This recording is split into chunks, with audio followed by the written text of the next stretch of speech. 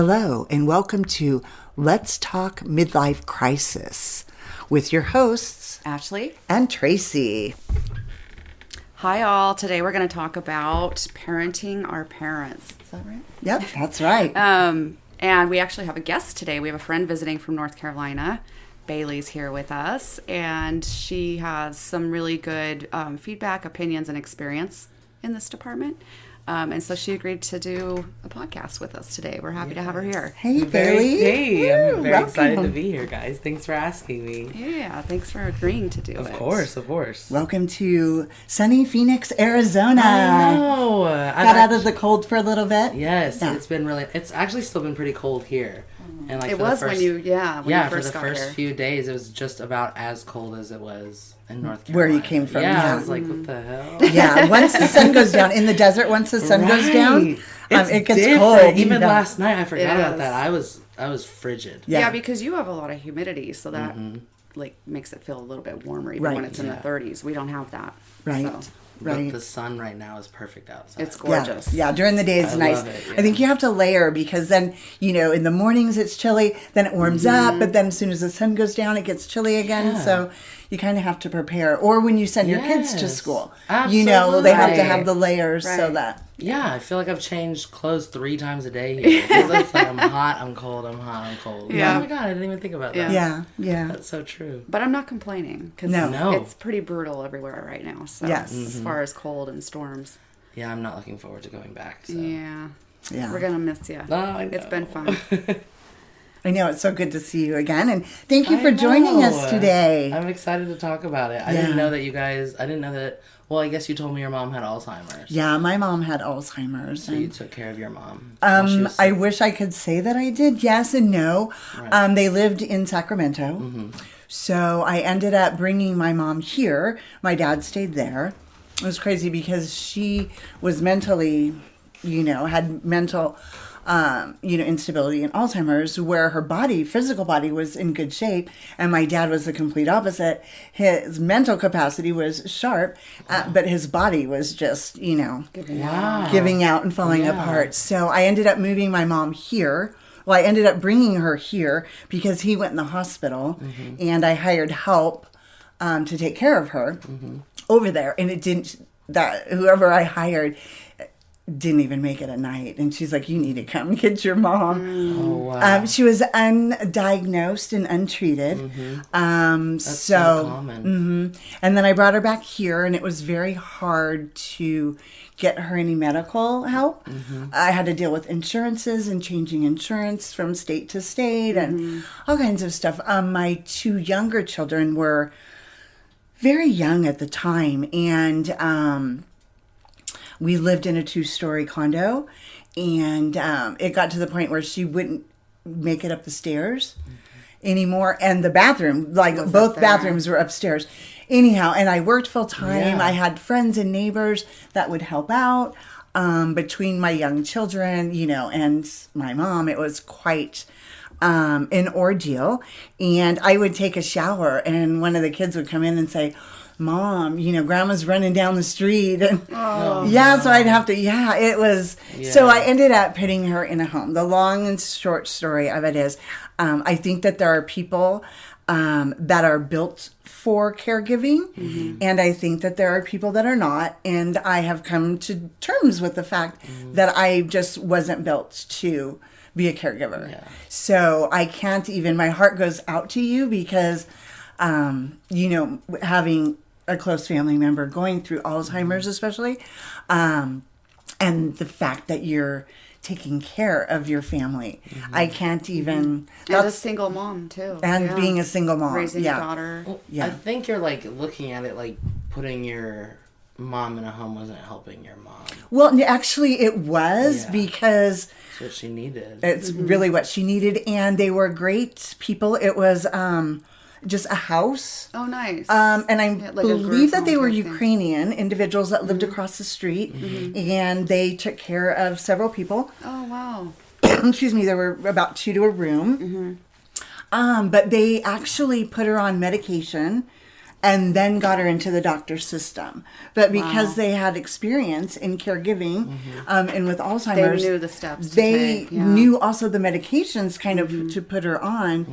But even that was challenging. The first night there, I got a call about 4 or 5 in the morning, and it was the people that owned the house, and they said, did you get a good night's sleep? And I was like, yeah. And she's like, okay, I was hoping you'd get a good night's sleep. Now you got to come back and get your mother. Like, she was combative. She was, you know, when you take them out of their environment and put them somewhere new, they get very confused very easily and combative. But anyhow, so I picked her up, and then God bless her, she called me back about a week later and said, how are you doing? And I'm like, I'm struggling. And she says, we've been thinking about you, and we want you to bring your mom back. Aww. So anyhow, Sweet. Yeah. Wow.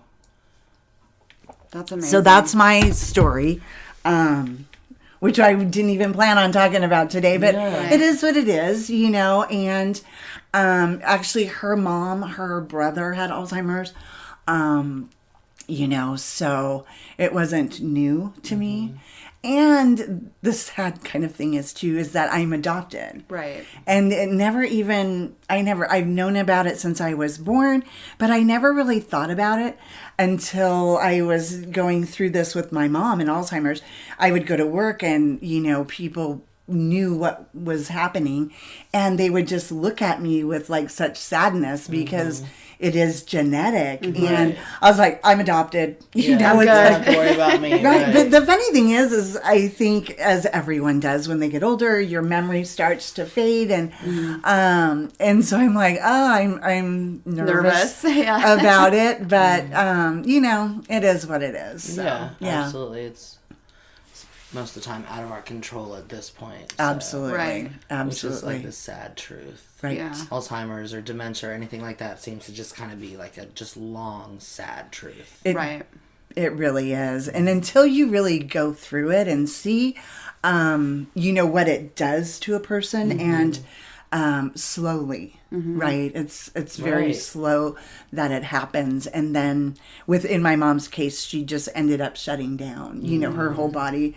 ended up just shutting down. So, but the memory is kind of a funny thing. She always knew who I was. And for some strange reason, that was always a comfort to me. That is a comfort. Right. That's So, yeah, that is big. You made her feel good. You made her feel comfortable, I feel. Yeah. I think so. I think that, I mean, I've never had any experience with it personally, but just hearing about your experiences, it sounds like it's very humbling, and you really learn patience in a different way than you ever knew before. Right. Yeah. Right. And it sounds like you both handled it very well. I mean, you said you have learned about yourself that you're not a caregiver, but it sounds like you did a great job and made the right decisions. Thank you. For now, everyone. I have a lot of guilt still to this day, you know, and I think that's maybe my coping mechanism is just because it's the truth, you know, it is what it is. But I remember at that time, you know, being curled up on the kitchen floor crying, and my young kids came over and they're like, what's wrong? And, you know, and you could hear them, and, you know, and in my mind, I was just going crazy. And then I looked up and I was like, I just wonder which one of you guys are going to take care of me. Right? And that was, you know, so anyhow. And then you're like, do I want my kids to go through what I'm going through right now anyway? Right. You know? Right. And my daughter's very young, and like was very young when I started taking care of my parents, and so it's not a conversation like we've had like seriously or anything like that. But my mom, even before she got sick, was like, if I make your life like more inconvenient or like make it really hard for you, I'd rather you just put me somewhere. And like, you know, it's just a selfless thing that parents do. And that's what you want for your kid is to not. There's no way to live a life is curled up on the kitchen floor crying. Right. And that's not. Well, you know, that was because I couldn't get her upset. You know, there was so much going on. And it's a very traumatic experience to see the person that raised you and that you looked up to and you were so close to and gave you such a great life, you know, to see them just diminishing, and there's nothing you can do but try to help them through it. Right. To the inevitable. So that's very traumatic. Yeah. Very traumatic. And it's just not talked about a lot because it's so uncomfortable for everybody, and so like people don't want to discuss it. But it's like, what happens when the people who raised us or taught us to be who we needed to be now need to be taken care of, and like it's never talked about because people want to avoid the hard things. Well, and I believe that especially here in the US, we're not necessarily accustomed to doing that. And I think sadly a lot of people are like myself who have to, you know, enlist help. Yeah, and that's so true. And I think it's really popular in like Asian countries where they're like, we take care of you until you die. Absolutely. No like that's but not in America. I know. Here, we're like, and even Hispanics, and we have such a large Hispanic population, but they take care of their parents and their grandparents, and the parents and the grandparents take care of the children, and I really love that culture. I love that culture. I really do. So I think too, I mean, when you have the means, and by that I mean like financial means, or you know, as far as your living space, if you have the means to do it and you still feel like you can't, there's that level of guilt. I mean, if you don't have it and it's just not going to work, then it's one thing to go, what am I going to do? But when you have it and you still can't seem to make it work, that I think would also make me feel very guilty. Like I should be able to do this, you know. That's so sad. But I mean, I hope that I'm never in that position with my mom. She's still very young. She's in her late 60s. So, but I don't know. I don't know if I have, you know, at times, seen women have to take care of kids with special needs. And, and I mean like severe, like they have to bathe them up even when they're in their 20s. And, and it's like, this is how they were born and this is what I'm doing the rest of my life. And I have seen that at times and thought, wow, I don't know. I mean, I love my children dearly. I just don't know if I have it. Maybe there was just, the universe knew that I wasn't capable, and because I can't even imagine. So I don't know. I don't know if I'll ever be faced with that. And you know, I have a younger brother, so. And he doesn't live too far away. He doesn't, no. So, like I said, my mom's still young, and she's retired and goes back and forth between, I was going to say, she's coming here now, so that's great. So for now, it's great, but, I mean, we'll see. We'll figure it out, but I hope to be like, you know, the other cultures that we talked about and just not ever have to be faced with that decision, because I do think that would be very, very challenging. And how do you cope on a daily basis, Bailey? I would imagine that it can't be easy at all. It's not. It's really hard. It's really hard to cope, and healthily too. Like, what is, you know, I feel like the easiest way to cope in situations for me, it would be to just like shut myself off and like be alone, solitude in a room by myself. And I never like craved alone time until like I just did not have it anymore. And so now, like, it's easy to do that, but, like, that's not a way to live life. Like, shutting yourself off from people, isolating yourself is not healthy. Right. And I mean, like, and then you're stuck with guilt. I feel like, you know, no matter what happens when you're put in a caregiving situation of any kind, like, even you, Ash, like, you do help take care of your mom. And, like, she's very independent, and, like, thank God for that. But you still help your mom, like, with things that she avoids until... it can't be avoided anymore, like her insulin and stuff. Bless her heart, she's so sweet. But it's just like, once you immediately go into that place of caregiving, it's just, you're consumed with guilt, I feel, no matter what. And like, I look at it like, you can either, I could let this debilitate me, or I could just like realize like, this is what it is and this is how it's just gonna have to be, and like, until I can find something that works better for me, I've just gotta kind of suck it up, I guess. Power through, and, like, that's how my mom raised me. Like, you know, I take care of both of my parents, and my dad has dementia, and my mom has a traumatic brain injury, and they both very much so just like can't remember things, and like my mom remembers me all the time. And so I'm very thankful for that. Because that is like a very... There's something about that. My mom and I had a very like deep relationship, and very like close one. And but yeah, it's so hard. And it's really hard, like in your case, like seeing somebody who was one way and just that like disappear from them is very hard.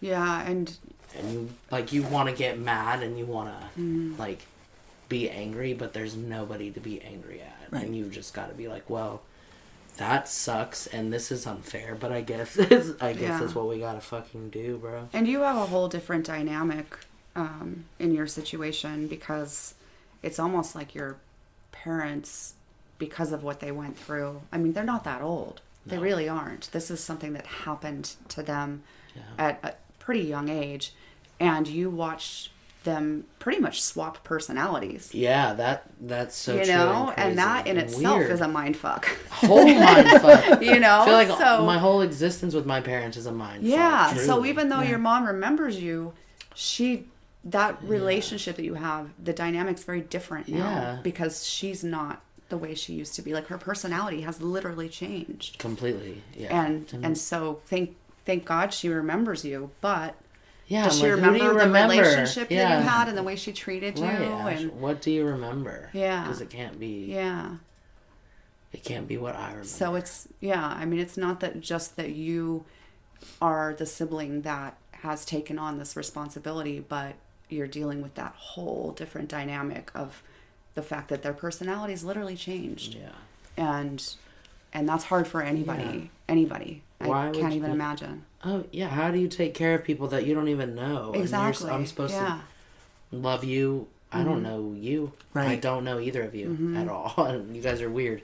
And you're weird as fuck now. I don't like it. Yeah, but really. I don't like it, Mom. Yeah, Mom. definitely. Yeah, Do you have people that come in and help at all?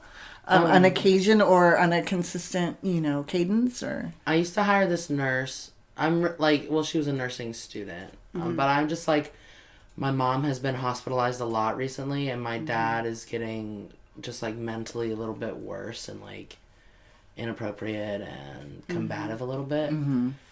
And my sister lives in Chicago, and then my brother passed away. But even if my brother were alive, he wouldn't help my dad. My dad like cut off bridges with everybody in his life except me, and like he could have cut our bridge absolutely, but I just wouldn't let it happen because I felt bad for him. But like, my dad doesn't have anybody, and my mom, she has me and my sister, but again, my sister lives in Chicago, and so I have my friend Anna who comes and like she'll chill with my parents sometimes.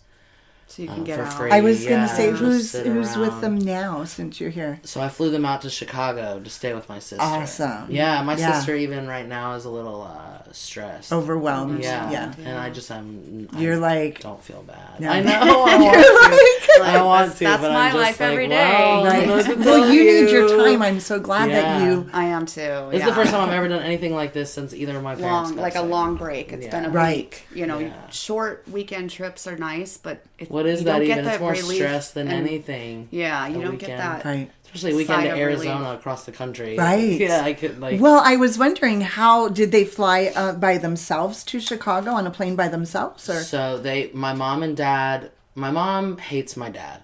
Okay. Very much. She does... They were divorced. Right. They were divorced before this happened to them. My dad was extremely abusive and like an alcoholic, and my mom left my dad, and we moved to North Carolina, and he followed us here, and he's just very toxic man, and very much like, I need a woman to do everything for me. I'm a little baby. I can't do it. Like, so he just, and now my dad is he doesn't remember any of that stuff now, and he like has completely switched personalities, and he's very like nice and thankful and grateful and sweet, and like tells you how much he loves you and appreciates anything you do for him. I've seen clips. Yeah, I've seen very some much clips, just a sweet man. Mm-hmm. So my mom, she doesn't like him, but she doesn't mind helping me out by helping him out. So when I took him to the airport, I like walk them to security, and then I have somebody escort with them. As if they were children, minors. Exactly, and that's how you got to treat it. And there's a lot of airports now where if you have like a lanyard that has sunflowers on it, it means somebody has a hidden disability, usually Alzheimer's or dementia. Okay. Yeah. So I have a lanyard for my dad. Yeah. Because my dad is still very young. He's not even 60, and I know that's like my age. He's 59, it's crazy. And my mom's 56, and so my dad, I can't like. He's not like at that stage in his disease where like he can't understand what you're saying, or like you can't talk about him in front of him and him not know you're talking about him. Yeah. So like I can't get him like a big T-shirt that says like I have dementia, right? Like, or like it needs to be discreet. It has to be discreet, right. And so the lanyard's a great idea because it kind of like doesn't humiliate anybody. And my dad like it's good to make people feel like they're normal people. And, like, that's my goal with my parents. So that's why I still, like, argue with them. And I still, like, talk to them like a human being. Because I'm not about to dehumanize anybody. And I'm not about to treat you like a fucking baby. Yeah. Well, there's something to that, though, about them. You can't... my mom had big denial over that. So, and the reason I ask about the transportation is because, as I said, my parents at the time lived in Sacramento. So when this all happened, my dad ends up calling me from, the hospital bed. They were literally pushing him down the hall for surgery. And they didn't tell me because he thought he was going to, I don't want to say get away with it, but didn't think he had to. But then my mom went crazy in the hospital, so he's calling me to come get her, right? So I get to the hospital, and they're like, oh, it's the daughter. Like, and they rushed me through. It was crazy. Oh, my God. So as the doctor was walking me down to the emergency room where my mom was, he was trying to delicately, explain, the bizarre happenings of what had happened. Which we still don't know to this day, everything that happened to her that night. And I was like, no, she has dementia and, and Alzheimer's. And you could just see he was relieved. Anyway, so they go there and he rips back this curtain. And there she was in a hospital bed in a straitjacket. Oh, my God. Yeah. Because she'd become combative in the hospital, was going out emergency doors. Somehow she left and came back hours later in the morning with different clothes. Nobody knows where she was. What? Anyway, so she was in a straitjacket, and they ripped the curtain back. And I was mad, but it's so weird. It's almost, as if you're in a dream or something, right? A movie. So they rip it back, and I look at her, and I'm like, Mom, I'm mad at her. Like, it's so mad. The roles reversed, right? Like, I was the parent, she was the child. And I'm like, what did you do? What's happening? And she was going on, and so I was asking her, they're like, do you know who that is? And I'm like, what's my name? And she's like, Tracy, you're my daughter, Tracy. And tears started going down, and they're asking her, like, do you know the date and all this stuff? But anyway, so then they released her to me. So I take her back to Phoenix because I have a job. I've got kids, like literally just in the middle of the night, I had to shift them off. And so anyways, I take her back on the plane. It was right before Christmas. Whatever it was like, maybe it was Thanksgiving. It was the busiest travel day, right, of the year. So we luckily get 2 seats in the back of the bus, in the back of the plane. We make it there by the grace of God. And soon as the plane lands, she gets up and starts screaming. And like everybody's starting to get up. You know how that, and it's a bad dash to the door. She gets up and starts screaming and dashes to the front of the plane. Oh, no. And I'm screaming, Mom! And just start crying. And everybody was so kind. So kind. Yeah. Anyways, I ended up like pulling her from her sleeve through the airport. And all I remember is just tears were streaming down my face. Yeah. That's why I asked if you were like, were they able to just fly by themselves? Yeah, thank God. Yeah. My dad feels very safe when he's around like me or my mom or my sister. Okay. Yeah. Something must have happened that triggered that. Yeah. Because every now and then she would do that. The commotion of getting out. They're just so... Like how? Like scream like scared? Yeah, just like... Probably. Yeah, very combative. Just like she doesn't know what's going on. You can't approach her. Even once we were in a grocery store, and you know how like when you go to check out, sometimes they would like switch carts on you, like, and they're loading your groceries into a different cart. Yes. Well, my mom was holding onto the cart, somehow got confused, and that caused a freak out in the grocery store. But anyways, the plane one was like the first public one it's that I ever had. and it makes you like so many emotions all at once, Right. and you don't even know what to do with them. Right, you don't. Right. How am I supposed to feel? I can't be mad at you, but I'm embarrassed as fuck, and nobody else gets it. And what am I going to standing do? How do there I looking handle dumb. this? Right, what do I do? Yeah. What do I do? And Yeah, that was it's just full it. I of did, that. and it was so new to me. Like I didn't have the tools, Well, and it's the resources, terrifying. It's terrifying to see anybody do that, But your mom? Your own mom. Yeah. Somebody you love And you very know she much, has and no idea you what know she's she's scared. Right. You know she's scared. She's Yes. terrified. Yes. Terrified. Yeah. Who else would do that if you're not Right. terrified? You know? Right. Well, and you deal with that too with your dad. I've seen on some Yeah. of your clips, just not even knowing what state he's in, Yeah, where he never. is. Never. Or asking where your brother is that's passed a few years ago, or things like that. It's funny because the memory, they remember some things from like their childhood or way back very clearly, but not, what they ate for lunch, right? So it's kind of funny, my mom went back to religion. Like, based off some of the stuff I've seen with Bailey's dad, like everything seems fine, and it's like a switch flips. Out of And it's like, nowhere. all of a sudden he's scared, and he's like, wait, where am I? Yeah. And he, just 2 seconds ago, he was totally fine and having a conversation. Smiling, laughing. Yeah. It's the weirdest thing I've ever... Yeah, it's so and you're bizarre. Like, what? The brain is crazy. What happened? What caused you to do that? Right. Right. Or now I'm having to feed him on, like, different colored plates. Oh, Weird, really? Right. Like red. It just makes it, like, the food look more appealing, I guess. Interesting. And he's, like, not How do you learn about angry this about stuff? it. Like the lanyard and the different colored plates, and how do you know about that? Do you do research? Or? Yeah. Okay. I just look it up. Or I'm just like, my dad is doing this. Why is he doing this? Okay. And then it's weird. It's so weird. I'm like, why is my dad mad at this food? Or like I bought... And he's still eating solid food? Yeah, thank God. That's a sad question, but it's But then, like, he's having bathroom problems right now, too. It's fucking gross. But, Yep. Diapers, it's, Ew, dude. Yeah. But, what was I saying? About that, getting the help and finding the resources to deal with whatever. Or like, why is he angry at Oh, his why do food? I look it up? Yeah. Or I bought, like, to-go containers.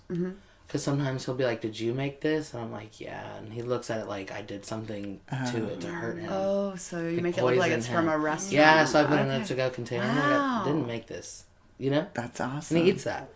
Wow. But then most of the time he doesn't do that. So it's like every once in a while. Or he'll like, think I'm his wife or like some lady that he wants to get with. And that's when it like makes you question everything. Right. And you're like, is this worth it for my mental health? You know? Right. Because I have a 10-year-old daughter at home.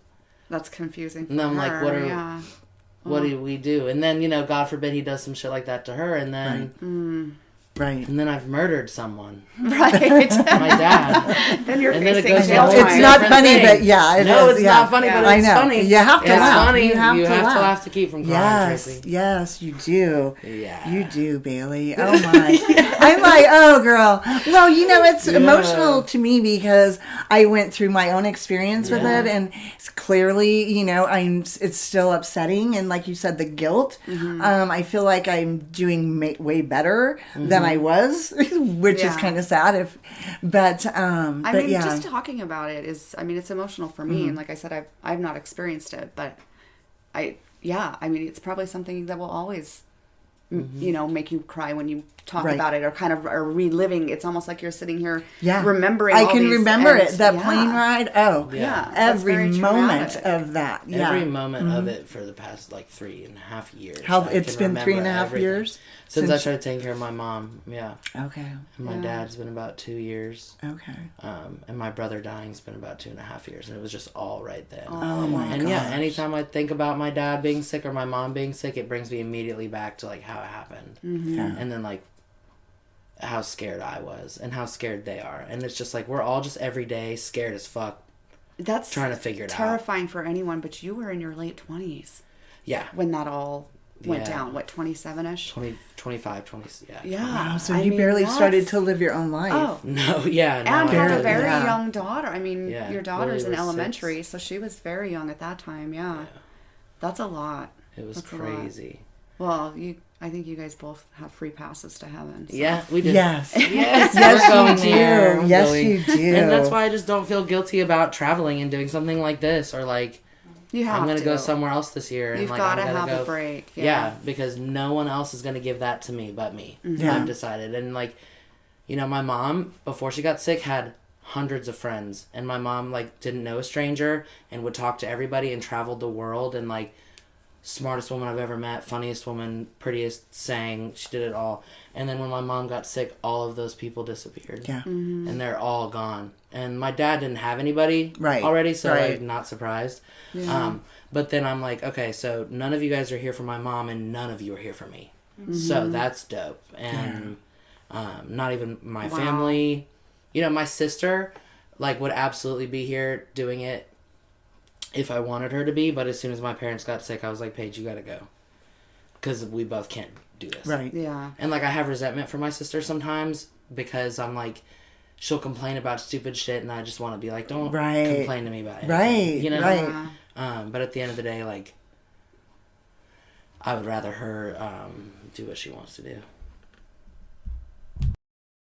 Well, I think you guys both have amazing stories, and thank you so much for sharing those. I know it's emotional and sometimes hard to talk about, but I'm really grateful that you did. You guys are awesome. Yes. Thanks, Bailey, for joining us today. Thank you so much for having me, you guys. I really had a great time. We did too. We did too. Till the next time. Yes.